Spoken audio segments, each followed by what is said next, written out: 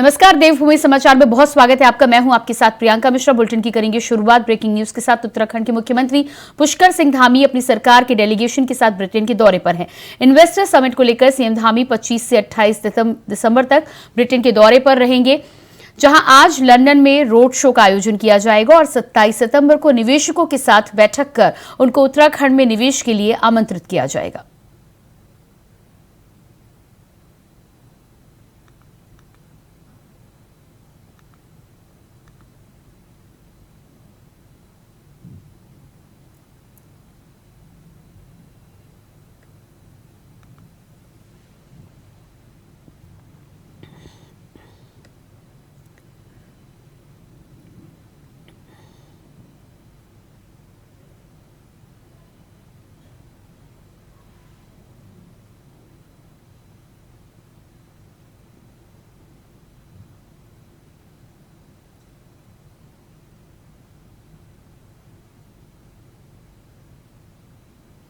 तो ये तस्वीरें आप देख पा रहे हैं। लंदन में मुख्यमंत्री पुष्कर सिंह धामी यहां पर पहुंचे हैं। इन्वेस्टर्स समिट को लेकर लंदन में इस समय 4 दिनों के दौरे पर मुख्यमंत्री हैं, जहां पर लोगों से मुलाकात की, प्रवासी उत्तराखंड वासियों से मुलाकात की। इसके अलावा इन्वेस्टर्स समिट के दौरान तमाम निवेशकों को आकर्षित करने के लिए लंदन में रोड शो का भी आयोजन आज किया जाएगा, जहां पर मुख्यमंत्री तमाम कंपनियों को उत्तराखंड में बेहतर भविष्य और साथ ही साथ बिजनेस के अच्छे वातावरण के बारे में बताते हुए नजर आएंगे। और साथ ही साथ कोशिश ये भी जारी रहेगी कि ज्यादा से ज्यादा इन्वेस्टर्स को इन्वेस्टर्स समिट के लिए उत्तराखंड में आमंत्रित किया जा सके।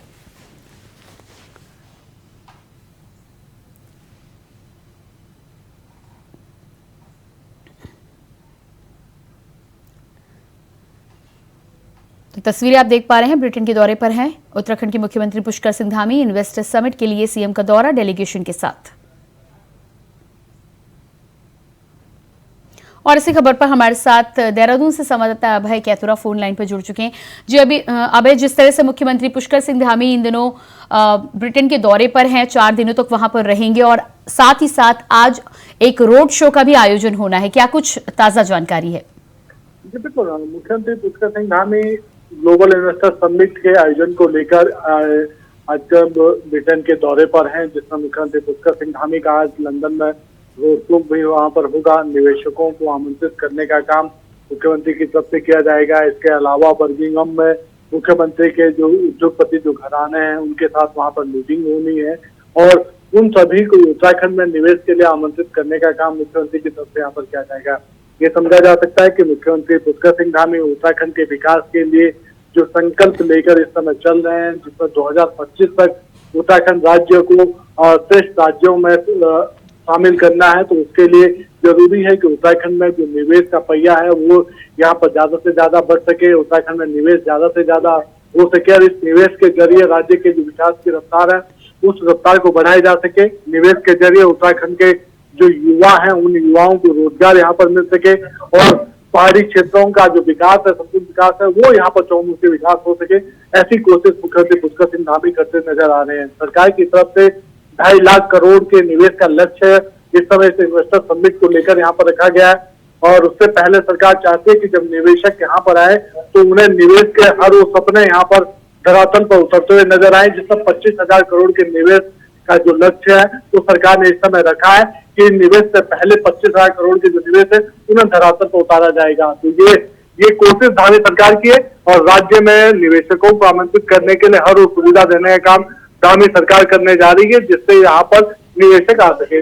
जी, तो निवेशकों को आकर्षित करने के लिए तो तमाम तरह का वातावरण उत्तराखंड में बनाया ही जा रहा है। मुख्यमंत्री खुद इस समय ब्रिटेन के दौरे पर है, लंदन में रोड शो कर रहे हैं। इसके साथ ही साथ धरातल पर यदि उत्तराखंड की हम बात करें तो दिसंबर में होने वाले इन्वेस्टर्स समिट के लिए जमीनी स्तर पर क्या कुछ तैयारियां की जा रही हैं?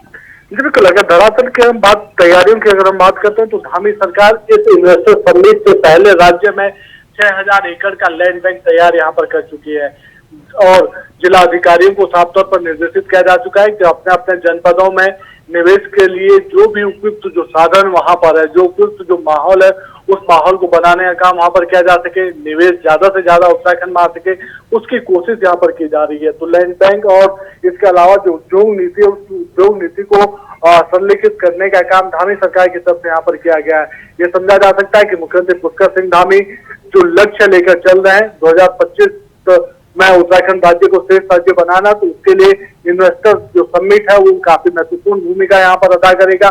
निवेशक यहाँ पर आएंगे, निवेश यहाँ पर होगा और उत्तराखंड का जो चौमुखी विकास है वो तभी संभव हो पाएगा। कोशिश यही है कि ब्रिटेन के इस दौरे से मुख्यमंत्री पुष्कर सिंह धामी विदेश के जो निवेशक हैं उनको राज्य में बुलाने का काम यहाँ पर करेंगे। उनको निमंत्रण यहाँ पर दिया जाएगा कि वो यहाँ पर जी। अब इसके अलावा मुख्यमंत्री वहां पर जिस तरह से इन्वेस्टर समिट को लेकर तो बात करते हुए नजर ही आ रहे हैं, मुख्यमंत्री का ये भी कहना है, तमाम प्रवासियों से उन्होंने कहा है कि साल में एक बार उत्तराखंड अवश्य आए। ऐसे में मुख्यमंत्री वहां पर टूरिज्म को भी प्रमोट करते हुए नजर आ रहे हैं। आप लंदन में पहुंचे थे तो प्रवासी जो उत्तराखंडी लोग हैं उन्होंने मुख्यमंत्री पुष्कर सिंह धामी का गर्मजोशी से वहां पर स्वागत किया। मुख्यमंत्री पुष्कर सिंह धामी ने प्रवासी उत्तराखंडियों से अपील की है कि वो कम से कम साल में एक बार जरूर उत्तराखंड में आए, अपने घर में आए, ताकि उत्तराखंड की जो चीजें हैं उन चीजों को प्रमोट करने का मौका यहाँ पर मिल सके। क्योंकि राज्य की जो संस्कृति है, राज्य का जो पर्यटन है, राज्य का जो तीर्थाटन है, उसको प्रेजेंट करने का तरीका यही है कि राज्य में ज्यादा से ज्यादा निवेशक आए और जो लोग उत्तराखंड से बाहर अन्य दूसरी जगहों पर रहते हैं वो जब वापस उत्तराखंड में आए तो उत्तराखंड की संस्कृति को अपनाते नजर आए। तो धामी सरकार भी उसी दिशा में आगे बढ़ रही है। कोशिश यही है कि दिसंबर माह में होने वाले जी बिल्कुल अभय जी, अभय इस तमाम जानकारी के लिए आपको बहुत बहुत शुक्रिया।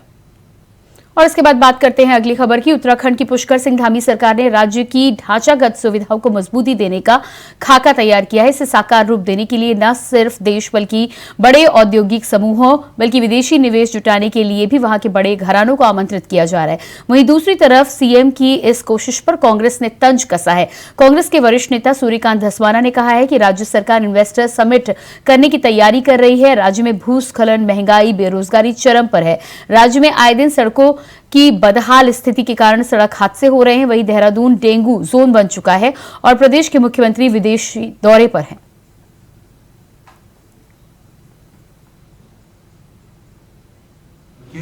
इस समय बंद पड़ी है पूरे राज्य में। रोज आना आप देखते हो, चट्टान गिरने से, पहाड़ गिरने से, भूस्खलन से। कोई दिन ऐसा बताइए जिस दिन एक्सीडेंट से लोग ना मर रहे। रोज आना मौत हो रही है, रोज आना जाने जा रही है। और ये तो इन्वेस्टर्स समिट की बड़ी भी है। देहरादून जो कैपिटल है स्टेट का, वो डेंगू कैपिटल बना हुआ है। डेंगू से लोगों की जान जा रही है। 1 लाख से ऊपर लोग इस समय डेंगू से प्रभावित है पूरे देहरादून में। और मुख्यमंत्री जी विदेश की यात्रा कर रहे हैं। भैया क्या कहें, धर्म का, अफीम का भोटा ऐसा मिला रखा है कि लोगों को नजर ही नहीं आ रहा है, लेकिन लोग जवाब। उत्तराखंड में दिसंबर महीने में ग्लोबल इन्वेस्टर समिट होने जा रहा है। इसी कड़ी में सीएम विदेशी निवेशकों को आमंत्रित करने और उत्तराखंड में निवेश के लिए क्या संभावनाएं हैं, इसी उद्देश्य से लंदन पहुंचे हैं, जिसको लेकर भाजपा प्रदेश मीडिया प्रभारी मनवीर सिंह चौहान ने मीडिया से बातचीत करते हुए कहा कि मुख्यमंत्री पुष्कर सिंह धामी का लक्ष्य है कि प्रदेश को 2025 तक देश का अग्रणी राज्य बनाया जाए। उसी दिशा में मुख्यमंत्री लगातार कार्य कर रहे हैं। इसी कड़ी में इन दिनों मुख्यमंत्री के नेतृत्व में एक डेलीगेशन उत्तराखंड में निवेश की संभावनाओं का अध्ययन करने के लिए विदेश के भ्रमण पर है, जहां कई निवेशकों से उनके मिलने का कार्यक्रम भी तय है। आदरणीय मुख्यमंत्री माननीय पुष्कर सिंह धामी जी के द्वारा 2025 तक उत्तराखंड राज्य को देश का सबसे अग्रणी राज्य बनाने का जो सपना उन्होंने देखा है, उस सपने को पूरा करने के लिए उनके द्वारा जी तोड़ मेहनत की जा रही है। और इसी के तहत पूरे उत्तराखंड के अंदर क्या क्या निवेश हो सकता है और क्या क्या यहाँ निवेश से कार्य हो सकते हैं, उसका पूरा अध्ययन करने के बाद आदरणीय मुख्यमंत्री जी का जो डेलीगेशन है वो लंदन दौरे पर है। और लंदन से हमारे उत्तराखंड में किन किन क्षेत्रों में निवेश हो सकता है उसके लिए वहां पर उनके रोड शो का कार्यक्रम भी रखा गया है। और औद्योगिक घरानों के साथ उनकी कई मीटिंगें उनकी होने वाली हैं। हम निश्चित रूप से यह कह सकते हैं कि उत्तराखंड राज्य देश का अग्रणी राज्य बनाने के लिए ये जो औद्योगिक समेट, ये निवेश सम्मेलन जो हो रहा है, ये उत्तराखंड राज्य के विकास के लिए और उत्तराखंड राज्य को अग्रणी राज्य बनाने के लिए बहुत सहायक सिद्ध। चमोली जिले के जोशीमठ में भू धसाव पर जो रिपोर्ट सामने आई है वो चौंकाने वाली है, जहां वैज्ञानिक संस्थाओं की रिपोर्ट में कहा गया है कि जोशीमठ में नए भारी निर्माण न किए जाएं। आपको बता दें कि रिपोर्ट में पूरे जोशीमठ के धंसने की आशंका जताई गई है। वहीं राष्ट्रीय भूभौतिकीय अनुसंधान संस्थान की रिपोर्ट के अनुसार जोशीमठ में दरारें 100 फीट से अधिक गहराई तक फैली हुई हैं। रिपोर्ट में कुछ जगहों पर 3 फीट से अधिक की गहराई तक धंसने और 104 मीटर तक खिसकने की बात कही गई है। सरकार के द्वारा आदरणीय मुख्यमंत्री जी माननीय पुष्कर सिंह धामी जी के द्वारा पहाड़ों में अधिक भार न पड़े पहाड़ के शहरों में, उसके लिए अध्ययन कराया जा रहा है। और जिस प्रकार से किसी भी चाहे कोई भी शहर हो पहाड़ में, उनके संरक्षण के लिए सरकार पूरी कटिबद्ध है और किसी प्रकार से वहाँ पे भूस्खलन न हो, इसके लिए भी सारे उपायों पर विचार विमर्श किया जा रहा है। और जोशीमठ की जो रिपोर्ट आई है वो जिस तरह से उस पर बयानबाजी लोग कर रहे थे, वो एक जो रिपोर्ट आई है वो वहाँ जो ड्रेनेज सिस्टम वगैरह जो उसके कारण वहाँ क्षति हुई है, किसी प्रोजेक्ट के कारण क्षति नहीं हुई है, ये स्पष्ट रिपोर्ट में आया है। देहरादून में तमाम कोशिशों के बावजूद भी एडीज मच्छर की सक्रियता कम नहीं हो रही। वहीं डेंगू का ग्राफ हर दिन बढ़ता जा रहा है। मैदान से लेकर पहाड़ तक डेंगू के मामले लगातार बढ़ रहे हैं। बता दें कि नैनीताल जिले में डेंगू पीड़ित एक मरीज की मौत की खबर सामने आई है।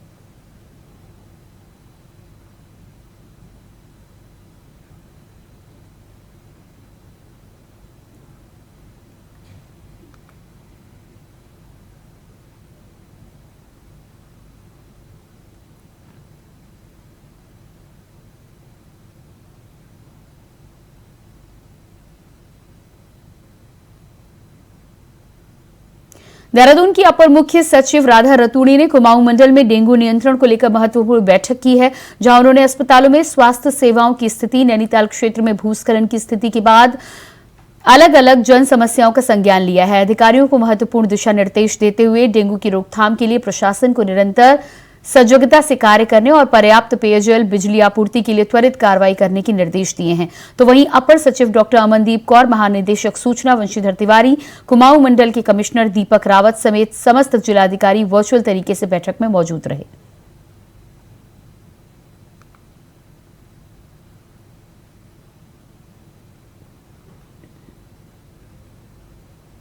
उत्तराखंड में 17 सितंबर से 2 अक्टूबर तक आयुष्मान भव अभियान चलाया जा रहा है, जिसमें सभी प्रदेशवासियों को सस्ता इलाज देने के उद्देश्य से आयुष्मान कार्ड बनाने की मुहिम को तेज कर दिया गया है।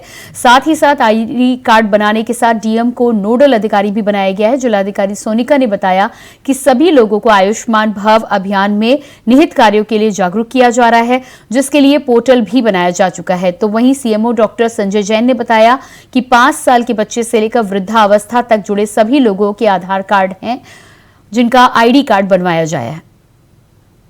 आयुष्मान भव करके इसमें 4 प्रोग्राम भारत सरकार ने चलाए। माननीय प्रधानमंत्री के जन्मदिन 17 सितंबर से लेके महात्मा गांधी की 2 अक्टूबर तक के लिए। तो उसमें एक तो ब्लड डोनेशन कैंप्स लगाने हैं और लोगों को ब्लड डोनेशन के लिए रजिस्टर्ड करना है। तो कल तक के हिसाब से हमारे देहरादून में 56 कैंप में ब्लड डोनेशन के लगा चुके हैं और करीब 2500 यूनिट ब्लड हमने इसमें कलेक्ट कर लिया है और 4500 लोगों को ब्लड डोनेशन के लिए रजिस्टर्ड इसमें कर दिया। तो एक तो ब्लड डोनेशन कैंप लगाए जाने थे 2 अक्टूबर तक। दूसरा, इसमें आयुष्मान कार्ड और आवा आईडी बनाई जानी है। तीसरा, इसमें कार्यक्रम जो लोग अपने बॉडी ऑर्गन डोनेट करना चाहते हैं या अपनी मृत्यु के बाद अपनी बॉडी का देह दान करना चाहते हैं, तो वो भी ऑनलाइन इसमें लोग अपने को रजिस्टर्ड कर सकते हैं। और चौथा, इसमें सफाई अभियान का है कि 2 अक्टूबर हमारा ये आयुष्मान भव का जो पूरा का पूरा प्रोग्राम चल रहा है, इसमें 4 कैटेगरीज हैं मोर और लेस। एक तो हो गया हमारा आभा आईडी बनना, जितने भी हम सभी लोग हैं जिनका सबका आभा आईडी बने, हेल्थ एक रजिस्टर टाइप का बन जाए। एक है हमारा रक्तदान का, एक है हमारा अगर किसी को ऑर्गन डोनेशन करना है या कुछ करना है तो वो, और एक आयुष्मान कार्ड बनाना है। तो ये 4 कैटेगरीज में है और सब जगह कैंप्स लग रहे हैं और सभी में जागरूकता ये फैलाई जा रही है कि अपना अपना सब जो आभा आईडी है या किसी को रक्तदान करना है या किसी को ऑर्गन डोनेशन करना है तो तत्काल आगे। अगली खबर देहरादून से सामने आ रही है, जहां राज्यपाल लेफ्टिनेंट जनरल गुरमीत सिंह से राजभवन में कैबिनेट मंत्री रेखा आर्या ने शिष्टाचार भेंट की। बता दें कि कैबिनेट मंत्री ने राज्यपाल को विभागीय योजनाओं की जानकारी दी है। वहीं इस दौरान विभिन्न विषयों पर चर्चा भी की गई।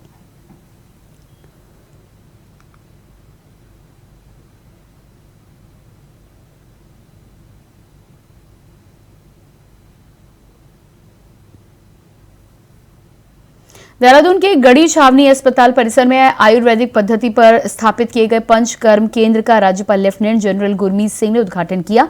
साथ ही वरिष्ठ नागरिकों के लिए स्थापित स्वाभिमान केंद्र के 12वें स्थापना दिवस में शामिल हुए। बता दें कि वरिष्ठ नागरिकों के मनोरंजन और समय व्यतीत करने के लिए स्थापित स्वाभिमान केंद्र का यह 12वां स्थापना दिवस मनाया जा रहा है, जिसके मुख्य अतिथि के तौर पर राज्यपाल लेफ्टिनेंट जनरल गुरमीत सिंह इस मौके पर शामिल रहे। हालांकि मौके पर अध्यक्ष cantt board brigadier Anirjan Datta CEO cantt board भी मौजूद रहे।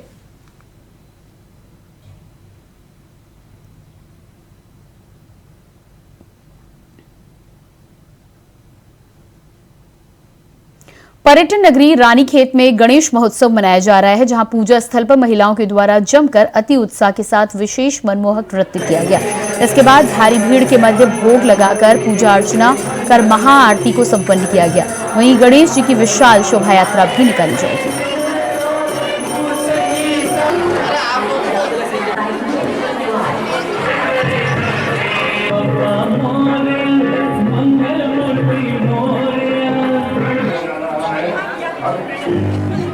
बनाने वाले टीम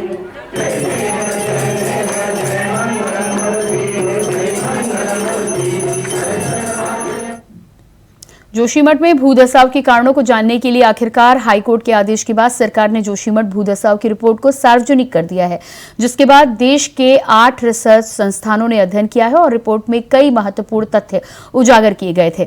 बता दें कि शहरी विकास मंत्री प्रेमचंद्र अग्रवाल का कहना है कि विभाग के द्वारा जोशीमठ में बारीकी से जांच की गई है और कहा गया है कि अनियोजित तरीके से विकास होने की वजह से इस तरह की घटनाएं सामने आ रही हैं, जिसके बाद उन्होंने लोगों से अपील करते हुए कहा है कि नियोजित तरीके से विकास में सहयोग करें ताकि आने वाले समय में इस तरह की समस्या ना झेलनी पड़े। कहना चाह रहा हूं कि जो जोशीमठ की पिछली तो एक समस्या हमारे सामने आई थी, हालांकि उस समय भी हमारे विभाग के द्वारा माननीय मुख्यमंत्री जी के मार्गदर्शन में पूरी हमारे विभाग ने वहाँ बहुत बारीकी से जांच की थी और जिस प्रकार से वहाँ अनियोजित विकास हुआ उसके कारण ये समस्या उत्पन्न हुई। जहाँ हम लोग ड्रेनेज की बात करते हैं, जहाँ हम दूसरे प्रकार की बात करते हैं, ये वास्तव में अब आने वाले टाइम पे सरकार का प्रयास होगा कि इस प्रकार के आने वाली जो हमारी समस्या है दोबारा से पैदा ना हो। लेकिन इसमें भी सरकार पूरी गंभीरता से विचार कर रही है और चाहे बड़े निर्माण हो चाहे दूसरे प्रकार के निर्माण हो, आप जानते हैं कि जिला विकास प्राधिकरण हर जगह है। तो मेरी आपके माध्यम से अपील है कि लोग नियोजित तरह के से विकास में हमें सहयोग प्रदान करें ताकि इस प्रकार की समस्या और अन्य क्षेत्र में ना आए। सशस्त्र बल चिकित्सा सेवा के महानिदेशक lieutenant general Daljit Singh Swami Ram Himalayan विश्वविद्यालय जौली ग्रांट पहुंचे, जहां पर मेडिकल कॉलेज के छात्र छात्राओं से उन्होंने संवाद किया। इस दौरान उन्होंने अपने अनुभव साझा करते हुए गेस्ट लेक्चर के दौरान छात्र छात्राओं सहित फैकल्टी को सफलता का मंत्र दिया।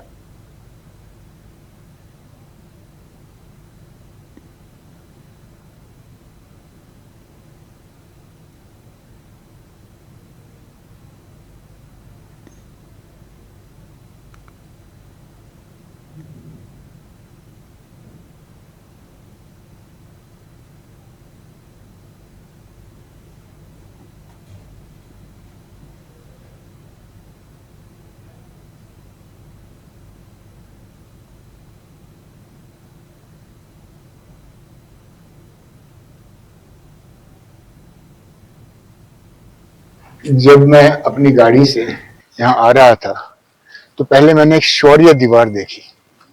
उससे मुझे समझ आया कि ये इंस्टीट्यूट हमारे देशभक्तों की, जिन्होंने अपने देश के लिए अपने प्राण न्यौछावर किए हैं, कितनी इज्जत करता है। तो वहीं से मुझे इस इंस्टीट्यूट के बारे मेरे अंदर जो एक श्रद्धा, अपने आप श्रद्धा बननी शुरू हो गई।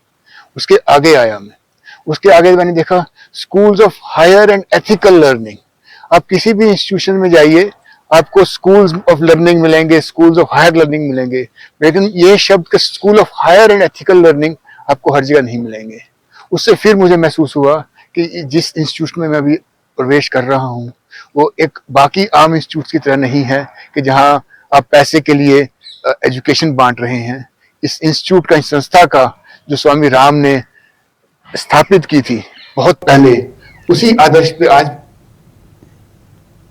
रुड़की के पिरान कलियर में चल रहे 755वें सालाना उर्स में शामिल होने 107 पाकिस्तानी जायरीनों का जत्था पाकिस्तान में लाहौरी एक्सप्रेस से रुड़की रेलवे स्टेशन पर पहुंचा, जहां कड़ी सुरक्षा के बीच जायरीनों को रोडवेज की बसों से पिरान कलियर पहुंचाया गया। आपको बता दें कि पाकिस्तानी जायरीनों के रहने खाने की व्यवस्था सायरी गेस्ट हाउस में की गई थी, जहां 5 दिनों तक ये रहेंगे। उसके बाद साबिर पाक दरगाह में चादर पोशी के लिए रवाना होंगे। तो वहीं सुरक्षा के लिहाज से भी खुफिया विभाग और पुलिस प्रशासन को अलर्ट कर दिया गया है। बताया जा रहा है कि इस्लामाबाद भारतीय दूतावास में 161 पाकिस्तानी लोगों ने वीजा के लिए आवेदन किया था। हालांकि दूतावास ने 110 यात्रियों को पिरान कलियर उर्स का वीजा दिया है, जिनमें 105 जायरीन हैं और 2 दूतावास के अधिकारी शामिल हैं।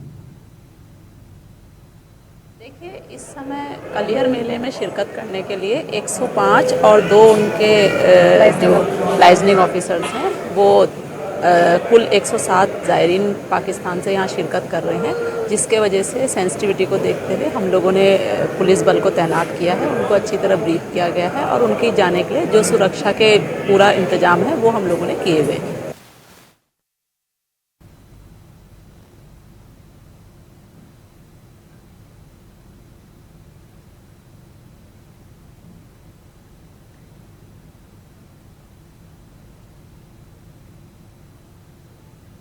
स्वच्छ भारत मिशन के 9 साल के उपलक्ष्य में 15 सितंबर से 2 अक्टूबर तक स्वच्छता पखवाड़ा स्वच्छता सेवा 2023 का आयोजन किया जा रहा है। इस मौके पर देहरादून में स्कूली बच्चों के द्वारा रैली के माध्यम से ग्रामीण क्षेत्रों में लोगों को स्वच्छता के प्रति जागरूक करने का कार्य किया जा रहा है। बता दें कि भारत मिशन के 9 साल पूरे होने पर देश भर में स्वच्छता अभियान चलाया जा रहा है।